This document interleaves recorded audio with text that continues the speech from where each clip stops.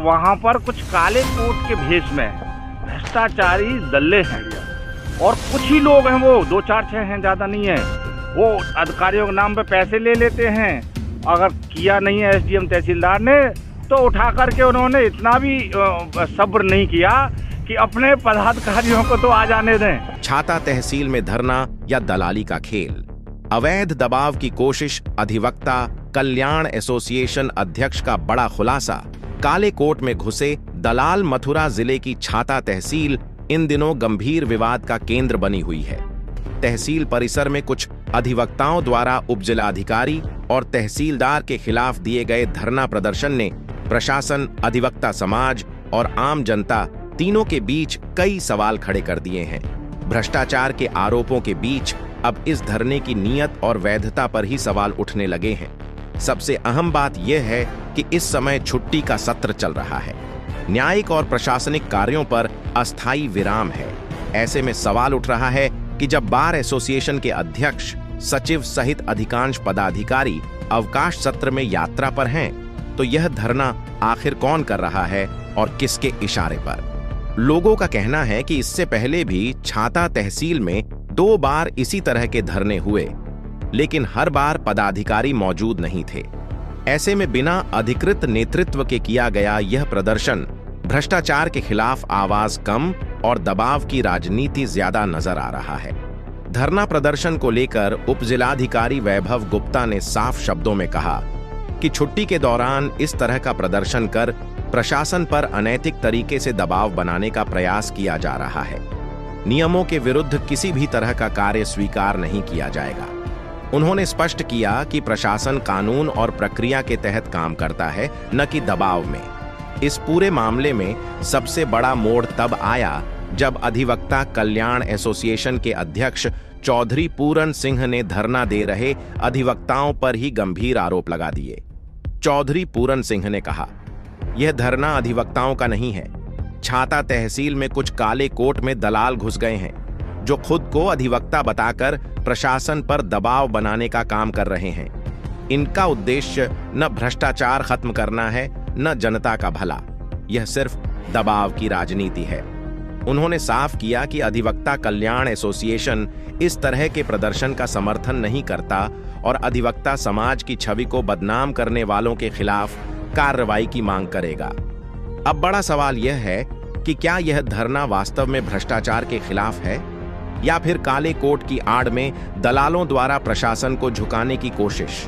और अगर ऐसा है तो इन लोगों को संरक्षण कौन दे रहा है?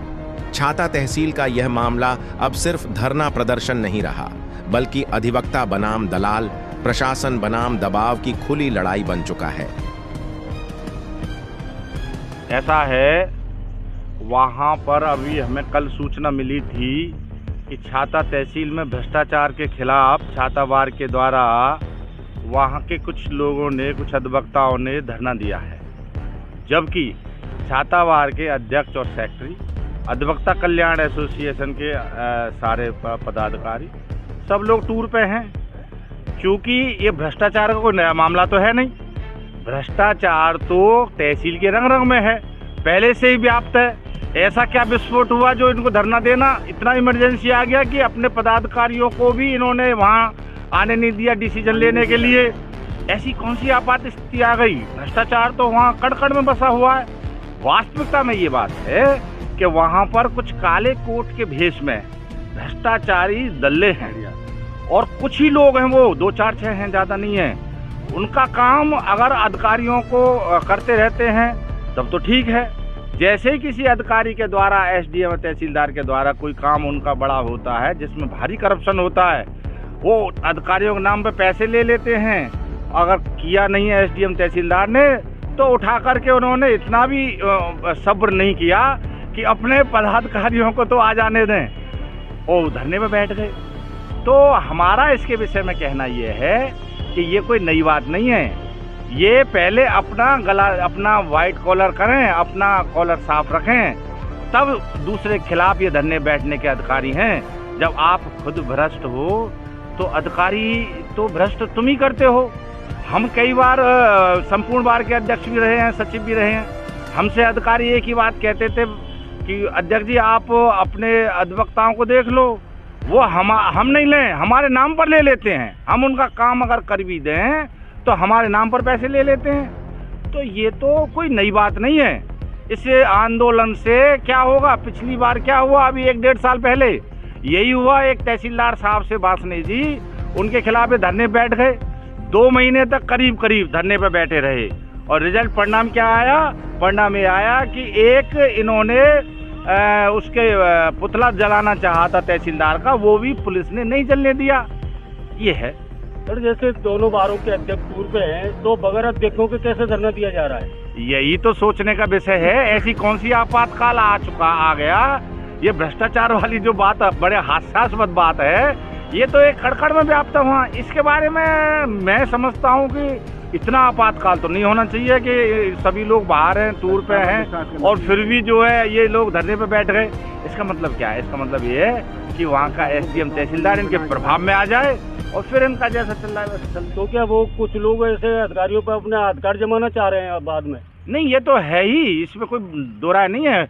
उनकी नज़र में कोई अध्यक्ष सेक्रेटरी नहीं है। जो वहाँ 1-2 लोग हैं वो अध्यक्ष सेक्रेटरियों को भी अपने नीचे समझते हैं, वो अपने आप ही डिसीजन लेते हैं, उनका कोई उनकी नज़र में संगठन नहीं है। तो आपका क्या वर्ताव रहेगा जैसे कि आपके बगैर अध्यक्षों के जो धरना दिया जा रहा है? नहीं, हमारा तो देखो करप्शन के विषय में हमारा खुला है। करप्शन तहसील में है, भारी भ्रष्टाचार है, इसके बारे में हमारा कोई वो नहीं है, कोई कंट्रोवर्सी नहीं है। लेकिन हकीकत ये है कि इसका मुकाबला इसका ऐसे नहीं हो सकता। जो कहते हैं ना कि ये पुरानी कहावत है, वही छिन रहा वही डोली के संग, ऐसा थोड़ी चलता है।